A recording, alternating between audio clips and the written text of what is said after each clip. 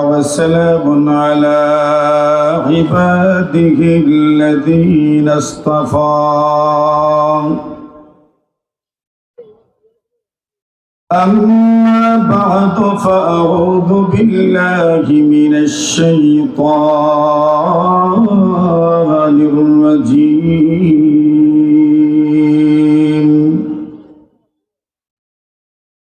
بسم الله الرحمن الرحيم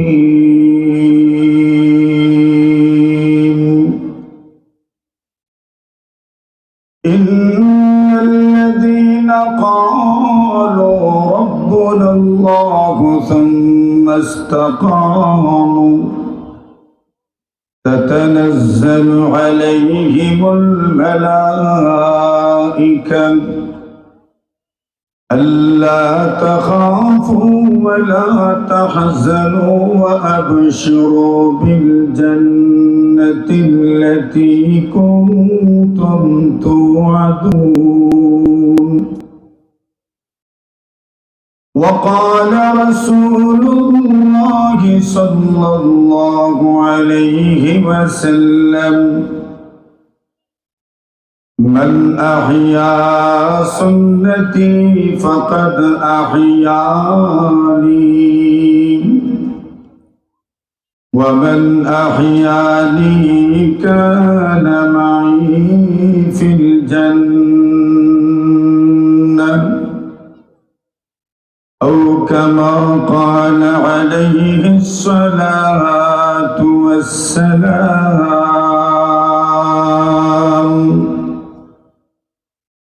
آمنت بالله صدق الله مولانا العظيم وصدق رسوله النبي الكريم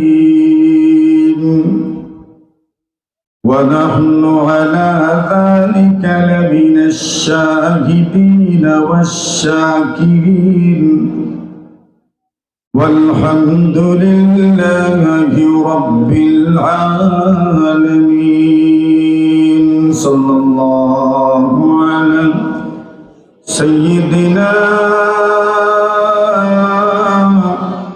ومولانا محمد وعلى آله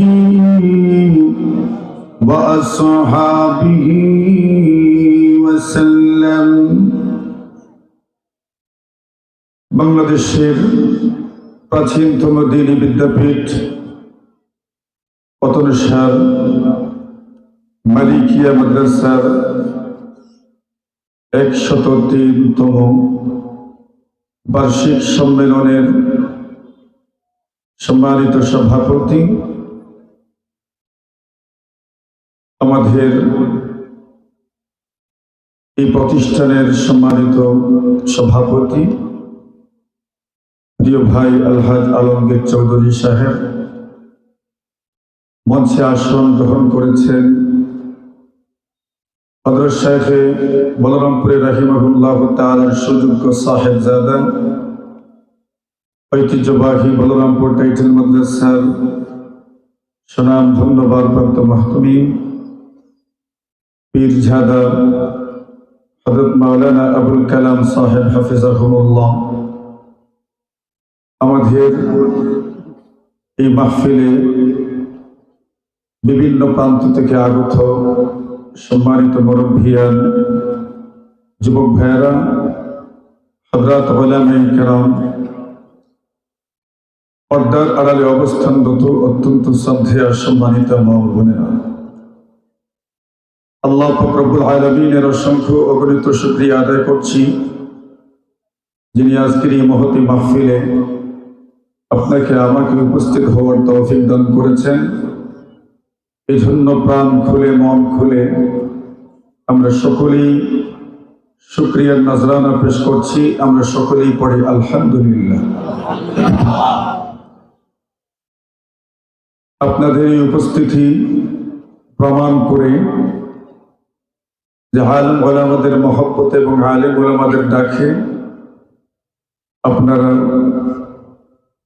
যে কোনো স্থানে, যে কোনো জায়গায়, যে কোনো সময় উপস্থিত থাকার মতো মন মানসিকতা রাখেন। আল্লাহ পাক এটাকে প্রজন্ম থেকে প্রজন্মান্তরে এমন মন মানসিকতা তৈরি করে দিন, আমরা সবাই বলি আমিন। যে মেহমানের অপেক্ষায় আপনারা অপেক্ষমান,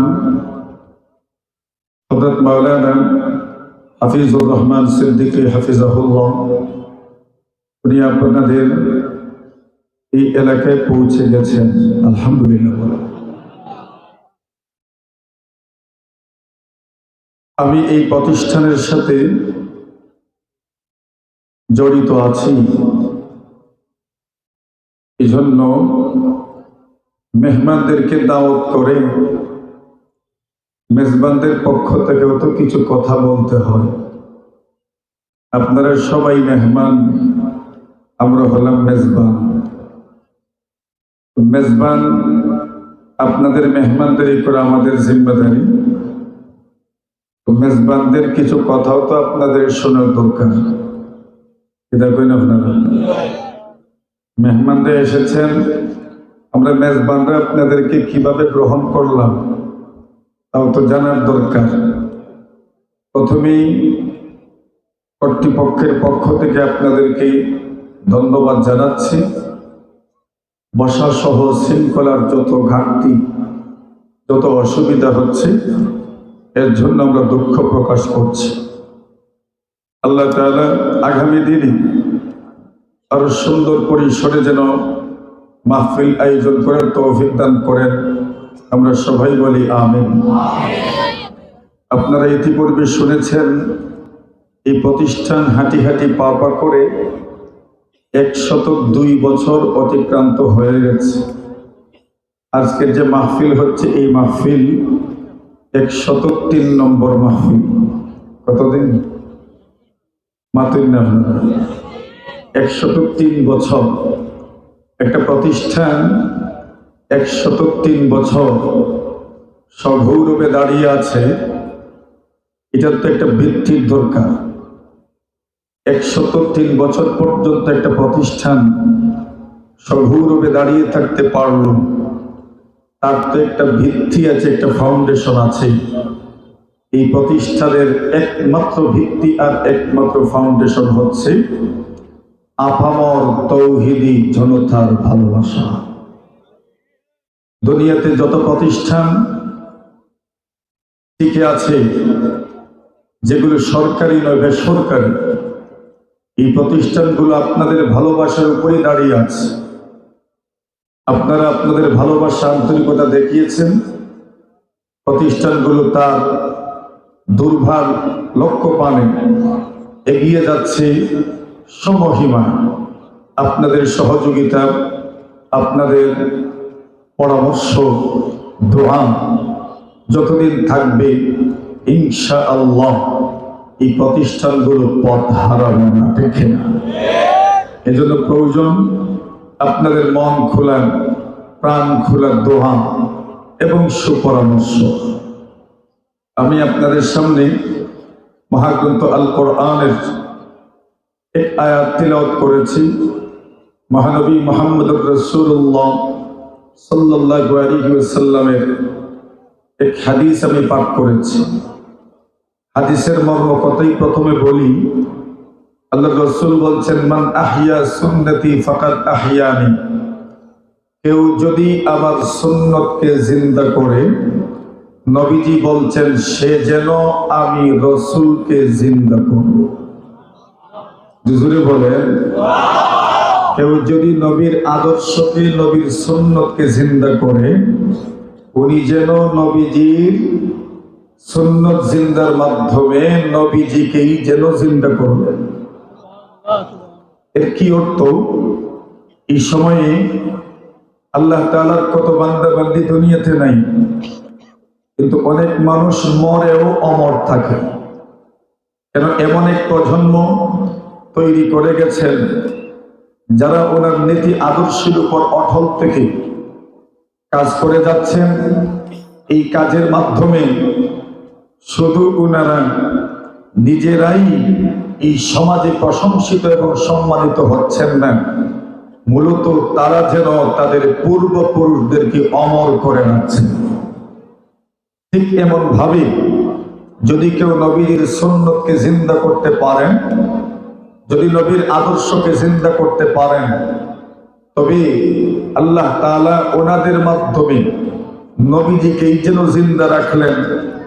ওমান আহইয়ানি কানা মাই ফিল জান্নাহ, কেউ যদি আমি নবীকে জিন্দা করে, সে আমার সাথে আল্লাহর জান্নাতের মেহমান। এখন সুন্নত জিন্দা করার মাধ্যমে যেন নবীজিকে জিন্দা করা যায়, আর যারা নবীজিকে জিন্দা করবেন তারা নবীর সাথে জান্নাতে যাবেন। বলুন, আমরা নবীর সাথে জান্নাতে যাইতে চাই কিনা? হাতটা তুলেন না, কারা যেতে চাই? একবার নাড়া দেন। ঠান্ডা লাগছে তো?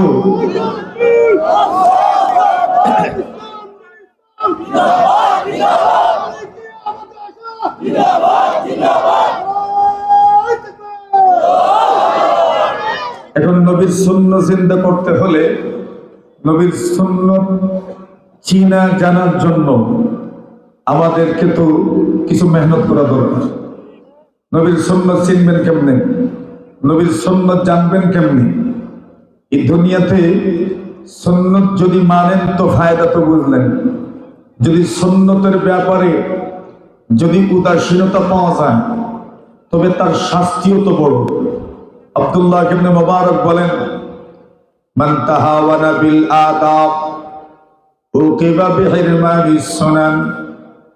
আব্দুল্লাহ ইবনে মুবারক বলেন, কোন মানুষ যদি আদাবের ব্যাপারে, শিষ্টাচারের ব্যাপারে, কোন মানুষ যদি মুস্তাহাবের ব্যাপারে গাফিল হয়ে যায়, উদাসীন হয়ে যায়, শৈথিল্যপরায়ণ হয়ে যায়, আল্লাহর বান্দা বলেন উকিবা বিহিরমানিস সুনান, মুস্তাহাব ছেড়ে দিলে আল্লাহ পাক শাস্তি দেন, সুন্নাত থেকে তাকে বঞ্চিত করে দেন।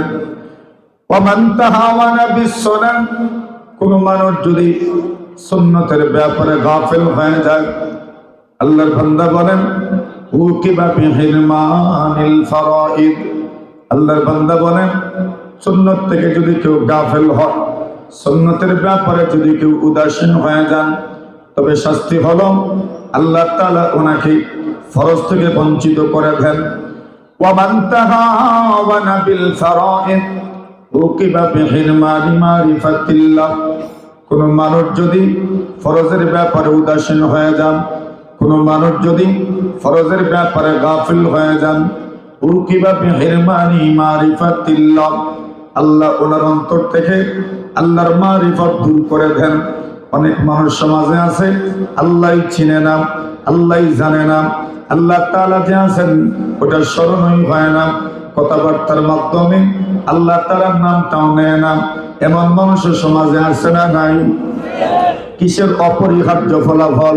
বলে আদাবের ব্যাপারে, মুস্তাহাবের ব্যাপারে উদাসীন ছিলেন, ফলাফল হলো সুন্নাত থেকে বঞ্চিত হয়ে গেলেন। সুন্নাত থেকে যদি বঞ্চিত হয়ে যান, ফরজ থেকে আপনি বঞ্চিত হয়ে যাবেন আস্তে আস্তে। ফরজ থেকে যদি আপনি বঞ্চিত হয়ে যান, তার অনিবার্য ফলাফল হলো আল্লাহ পরবর্তীকারে আলম তার মারিফত থেকে আপনার অন্তরকে খালি করে দিবেন, শূন্য করে দিবেন। এই জন্য বলছেন আদাবের ব্যাপারে, মুস্তাহাবের ব্যাপারে মানুষকে অত্যন্ত অবিচল থাকা দরকার। কিন্তু প্রশ্ন হলো দিনের লাইনে আপনি অবিচল থাকবেন কিভাবে? আল্লাহ পরবর্তীকারে আলম কোরআনে মাজিদের মধ্যে ঘোষণা করছেন, ইন্নাল্লাযীনা ক্বালু রাব্বুনাল্লাহ, আল্লাহ বলেন নিশ্চয় নিশ্চয় যারা বলবে আমাদের রব আল্লাহ, আমরাও তো বলি আমাদের রবকে। আর একটু জোরে, আর একটু জোরে। আরে মুমিনের আওয়াজ তো বড় উচ্চ কণ্ঠের আওয়াজ হয়, বড় দরাজ কণ্ঠ হয়। আল্লাহ জানায় দিয়েছেন ইন্নাল্লাযীনা ক্বালু রাব্বুনাল্লাহ, নিশ্চয় নিশ্চয় যে মানুষগুলো বলবেন আমাদের রব আল্লাহ, শুধু বলবেন না অন্তর দিয়ে বিশ্বাস করবেন, এই আকীদা লালন করবেন। আমাদের রব হচ্ছেন আল্লাহ। রাদিতু বিল্লাহি রাব্বা, আল্লাহকে রব হিসেবে পেয়ে আমরা সবাই সন্তুষ্ট, বলেন ঠিক কি না? আল্লাহকে রব হিসেবে পেয়ে আমরা সন্তুষ্ট। ওবিল ইসলামি দীনাম, ইসলাম ধর্মকে দিন হিসেবে পেয়ে আমরা সন্তুষ্ট।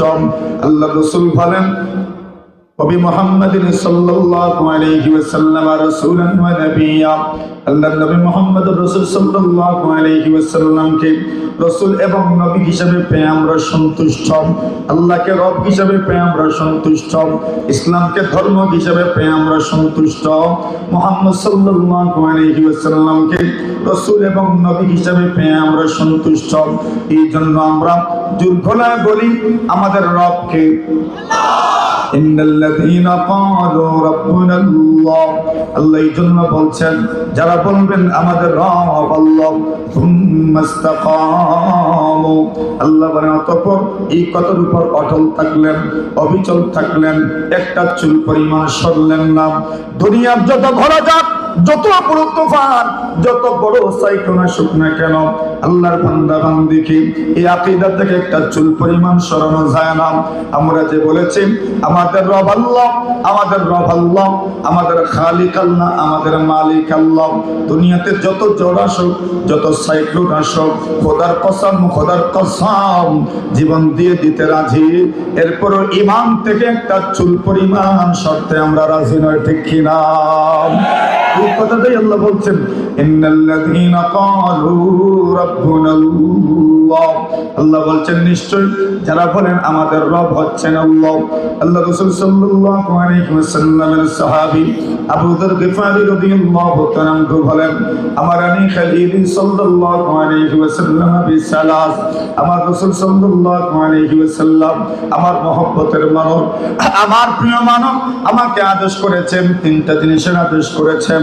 এক নম্বর আদেশ করেছেন রাসূলুল্লাহ সাল্লাল্লাহু আলাইহি ওয়াসাল্লাম বলেন তুমি আল্লাহর সঙ্গে শিরক করতে পারবে না।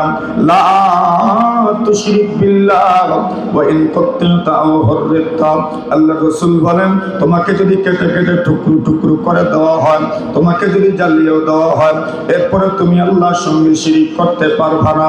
ও বন্ধু আমার, আমরা তো এমন একটা পর্যায়ে আছি, মানসিকভাবে এমন একটা স্ট্রং পর্যায়ে আমরা আছি, যদি আমাদেরকে কেটে টুকরো টুকরো করে দেওয়া হয়, আমাদেরকে যদি জ্বালিয়ে দেওয়া হয়, দুনিয়ার যত বড় প্রলোভন আমাদেরকে দেখানো হোক না কেন, সব দুনিয়ার প্রলোভনকে একদিকে রাখবো, লাত্তি মারবো, ঠুকর মারবো, এরপরেও আমরা ঈমান কোনোদিন ছাড়বো না, ঠিক কিনা?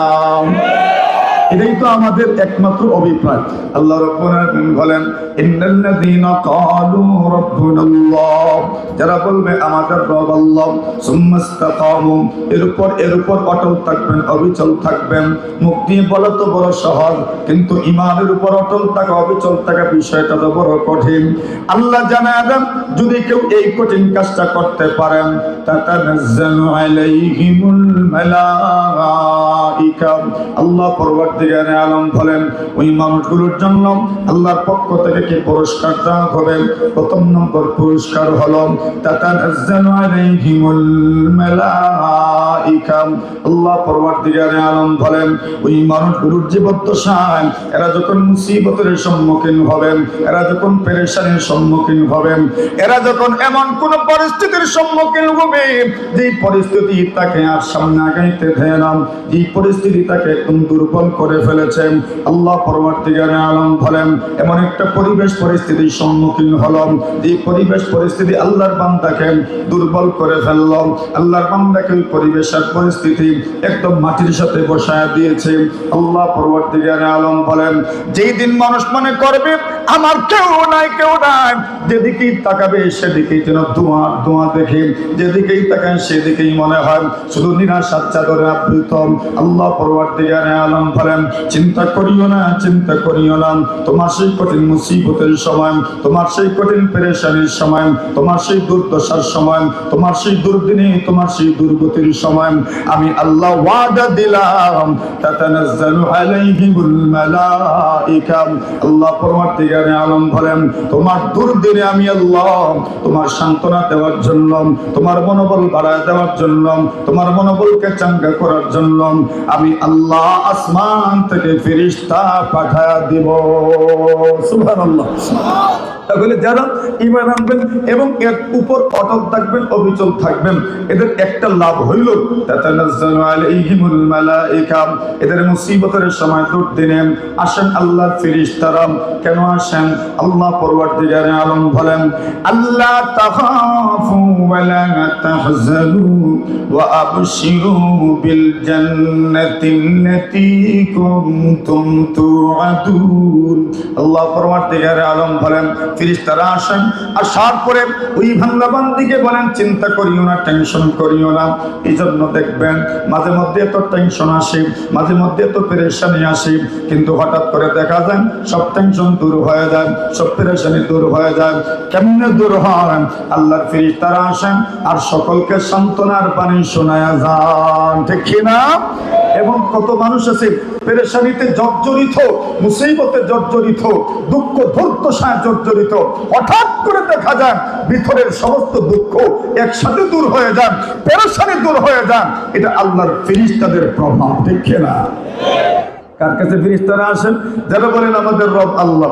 একটা ছোট্ট ঘটনা শুনে, নবী আকরাম সাল্লাল্লাহু আলাইহি ওয়াসাল্লামের এক সাহাবী, নবীজির এমন একজন সাহাবী, যে সাহাবী আল্লাহ রাসূল সাল্লাল্লাহু আলাইহি ওয়াসাল্লামের খুব কাছের মানুষ ছিলেন এবং নবীজি ওনাকে খুব বেশি মহব্বত করতেন।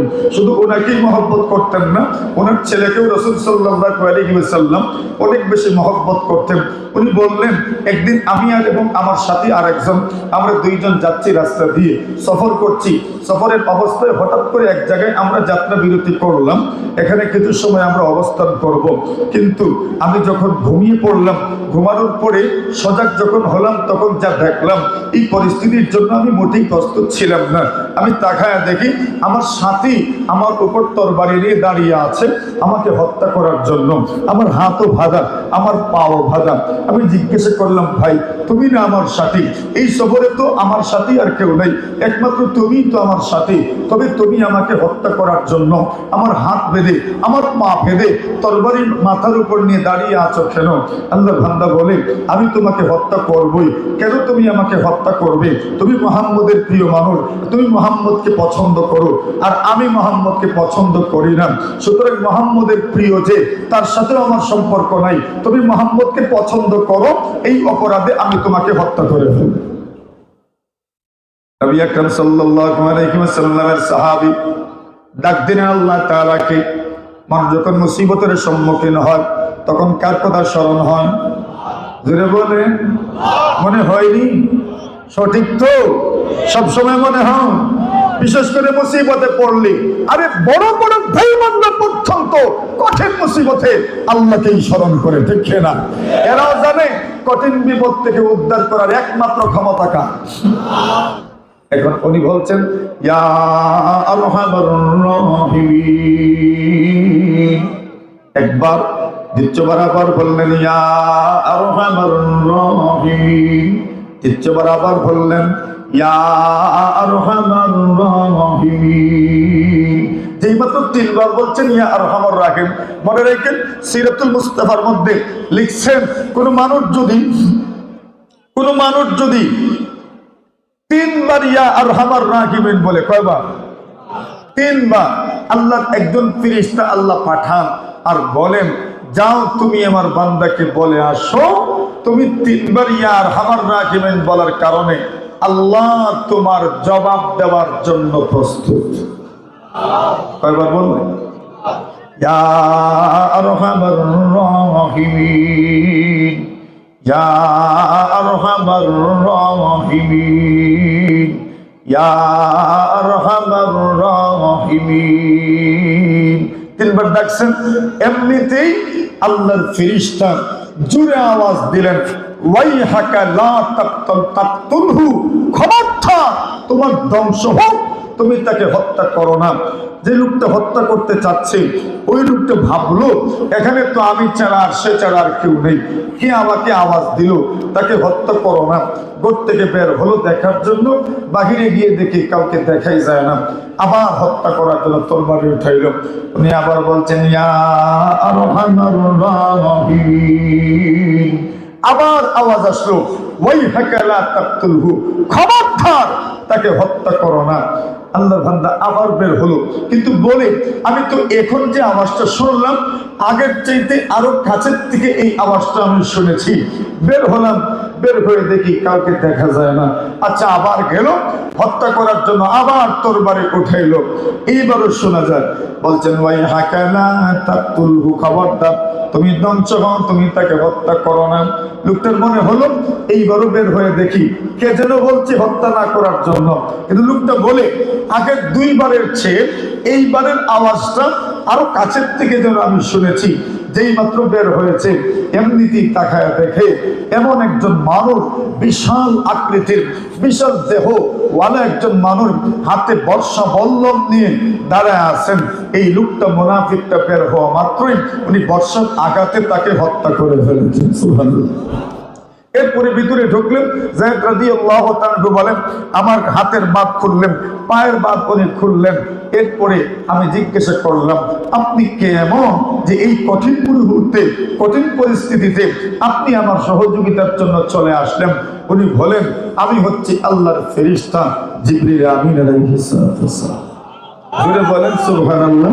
তাতানাজ্জালু আলাইহিমুল মালাইকা, আল্লাহ বলছেন যারা বলে আমাদের রব, জোরে আমাদের রব আল্লাহ, সুম্মা ইসতাকামু, এরপর এই কথার উপর অটল থাকে, অবিচল থাকে।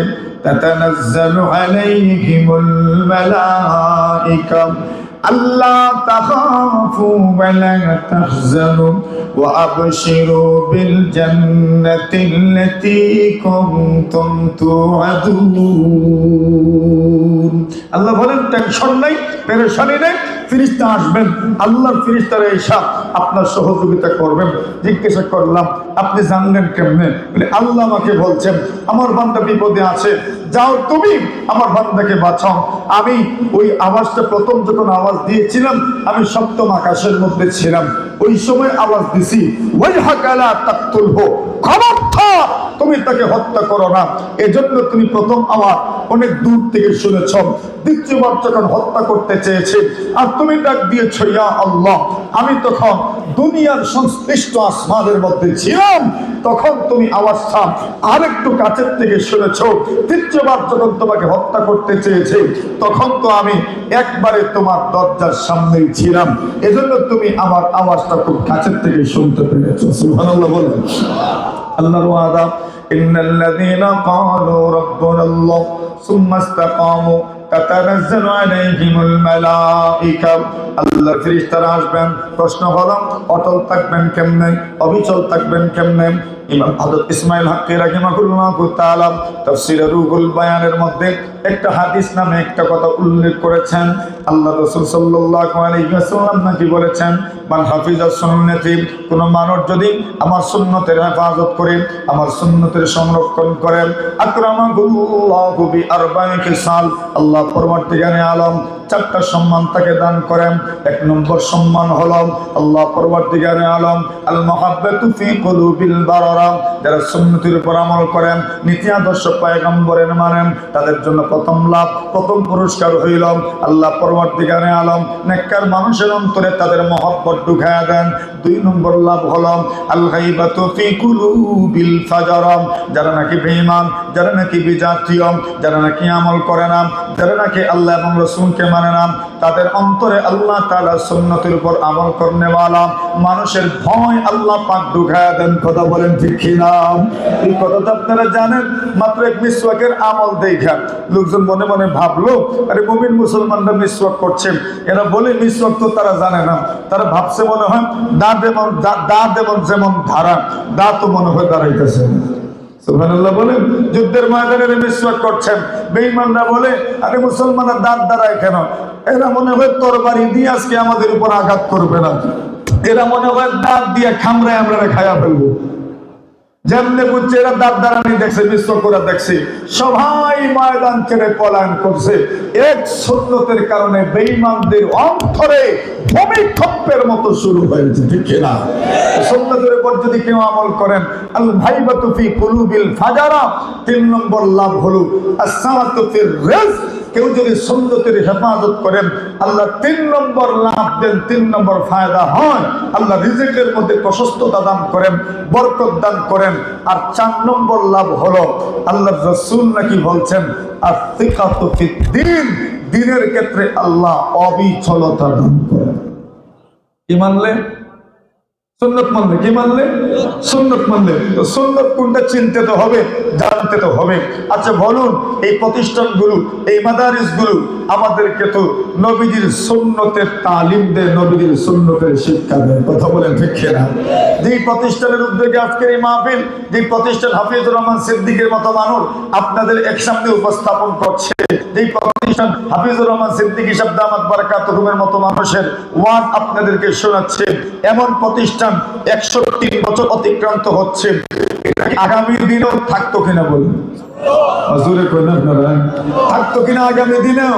তো ওই যে আমি প্রথম কথা বলেছি, একটা প্রতিষ্ঠান 100 বছর অতিক্রান্ত করছে, এদের এগুলোর ভিত্তি কি, ফাউন্ডেশন কি? এটা তো জনগণের ভালোবাসা, মানুষের ভালোবাসা, আপামর তৌহিদি জনতার আন্তরিকতা, এদের শ্রদ্ধাবোধ, এদের ভালোবাসার উপর ভিত্তি করে এই প্রতিষ্ঠানগুলো সগৌরবে দাঁড়িয়ে আছে।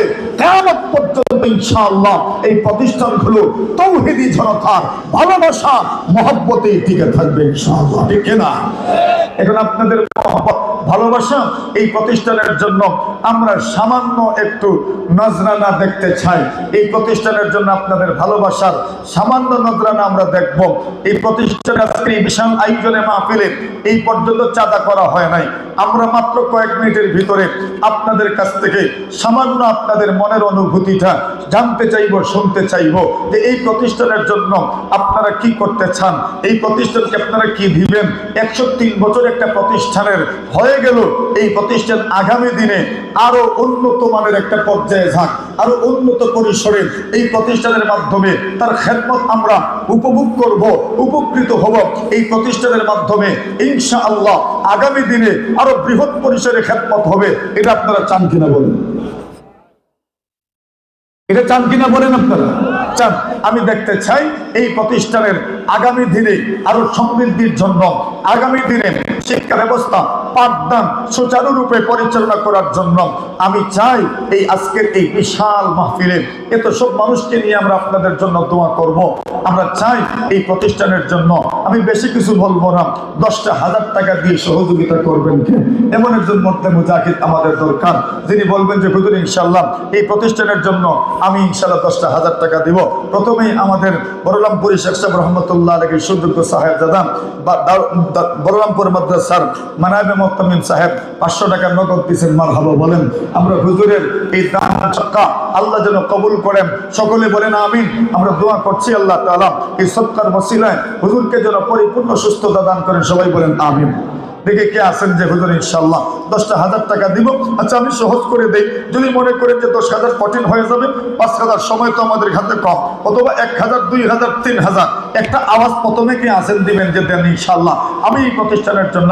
যে কোনো একটা চয়েস করেন, যে কোনো একটা নেন, 10,000 হোক, 5,000 হোক, 8,000 হোক, 7,000 হোক, 6,000 হোক, 5,000, 2,000, 3,000, 4,000, যেটাই হোক আওয়াজটা আপনার মুখ থেকে আসার দরকার। প্রথম আওয়াজটা কে দিবেন? ইসলামী ব্যাংকের ইনচার্জ ফজলুর রহমান ভাই, উনি দিবেন 10,000 টাকা। একবার জোরে সোরে মারহাবা বলা যাবে ইনশাআল্লাহ?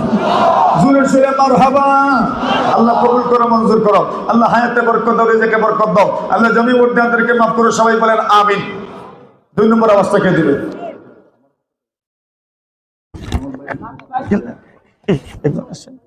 টাকাটা উঠাও। আমার আব্দুল জলিল ভাই, ওনার ভাইয়ের পক্ষ থেকে 10,000 টাকার ওয়াদা। নারায়ে তাকবীর। ওনার আব্দুল কাদিরের পক্ষ থেকে 10,000। আল্লাহ কবুল করো, মঞ্জুর করো। আল্লাহ হায়াত রিজিকে ইলমে আমলে বরকত দান করো। আল্লাহ প্রবাদ জীবন আরামায়েশের জীবন বানাও। আল্লাহ হালাল রিজিক রুজির পথ আরো অনেক বানায়া দাও, খুলে দাও, প্রশস্ত করে দাও, সবাই বলেন আমিন। 3 নম্বর কে আছে? আল্লাহ। হ্যাঁ,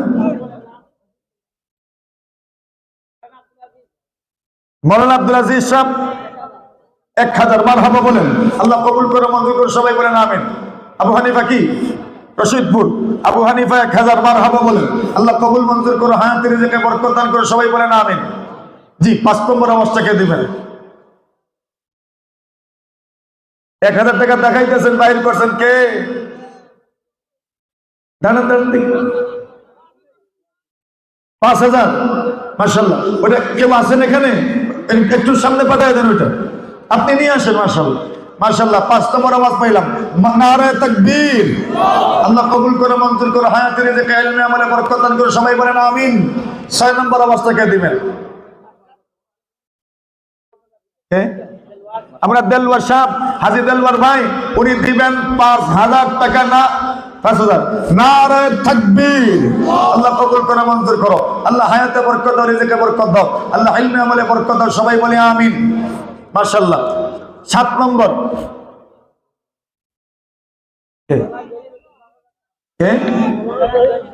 মৌলানা জাহির উদ্দিন সাহেব 5000 টাকা। নারে তাকবীর। আল্লাহ কবুল করে মঞ্জুর করো, আল্লাহ হায়াতে বরকত দাও, রিজিকে বরকত দাও, ইলমে